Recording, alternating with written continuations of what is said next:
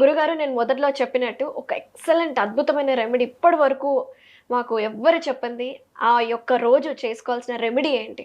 ఈ చైత్ర పౌర్ణమి రోజున మాత్రమే చేసినటువంటి దోషాలు తెలిసి తెలియక అజ్ఞానంగా రహస్యంగా చేసిన పాపాలు ఏవైతే ఉంటాయో అవన్నీ కూడా శివుని ఆలయం దగ్గర ఎదురుగానే ఉండడం, లేదా రావి చెట్టు కిందనైనా ఉండడం, లేదా హనుమత్ దేవాలయంలోనైనా కానీ ఉండి మానసికంగా ఆ భగవంతునికి చేసిన పాపాలు చెప్పుకుంటే పాపకర్మ దోషం తొలగిపోతుంది. ఓకే. ఇది ఈ యొక్క విధానాన్ని క్రిస్టియన్స్ వాళ్ళు కాపీ కొట్టి హ్మ్. వాళ్ళ చర్చిల్లో ప్రార్థన చేసేటప్పుడు చేసిన ఏ వారానికి ఆ వారం చేసిన పాపం అంతా పోయి, ఓ మిలన్ నేను పాపం చేశాను, నన్ను క్షమించు, నన్ను పరిశుద్ధుని చెయ్యి, ఇలా చెప్తుంటుంటారు. యెస్. వాళ్ళ మతం ప్రకారం అది ఆ విధంగా చెప్పుకుంటున్నారు.